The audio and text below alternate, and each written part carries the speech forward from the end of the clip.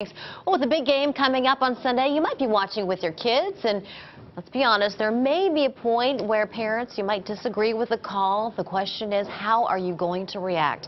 This morning, we're talking about fair play with children's book author Marilynn, and she is a mom who wrote a book about how to teach good sportsmanship to your kids. You have 4 kids. Yes, I do. Right. So, you wrote this book, Fuzzwippers. Fuzzwippers, that's right. Where did you get the inspiration for it? Fuzzwippers were born on a day about 6 years ago when one of my daughters came out of school feeling a little bit overwhelmed. And when I asked her what was going on, she said everything was fine and nothing was wrong, which is typical. So I decided to do what I always do, which is to tell a story. So it was a cold day, and I had in my pocket a pom-pom from a glove that had popped off during the day. And I said it was okay if she didn't want to talk because I had a story for her. When I pulled the pom-pom out and I told her that this was a fuzzwhipper and it had come all the way from the land of the fuzzwhippers just to be with her, the look in her eyes told me this would be a story worth telling. That is a great story. So let's talk about the big game this Sunday. A lot of parents are very passionate about their teams, and like I said, there may be some calls that you don't agree with. It's really important how you react to those calls in front of your kids. It absolutely is. It's like any other kind of modeling that we do as parents. You know, it's very important that we set the tone in the room, be it on the field or in the family room. We really want to leave room for diversity of opinions and constructive commentary and try to keep this a positive experience for everybody. So what are some things to keep in mind? I think probably the #1 thing would be don't curse. Yeah, well, that would help. Don't lose your temper. It's a good thing not to use special football words, absolutely. Absolutely. It's good to have a language that everybody can repeat on Monday. Right. Let's talk about how sports, I mean, it's very competitive these days. And certainly you want to encourage your kids to strive to be better, but you don't want to put too much emphasis on it, where they think it's the end of the world if they don't come in first place. How do you find that balance? I think it's really about team building.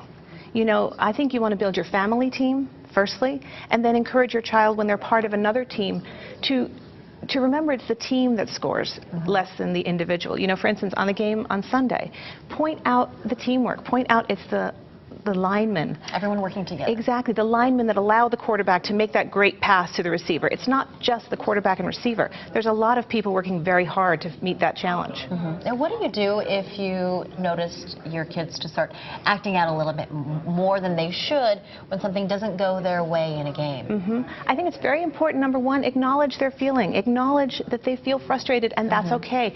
All emotions are all right. It's what we do with them. So give them that space to say, it's okay that you're frustrated, I understand, and here's a constructive thing we're going to do about it.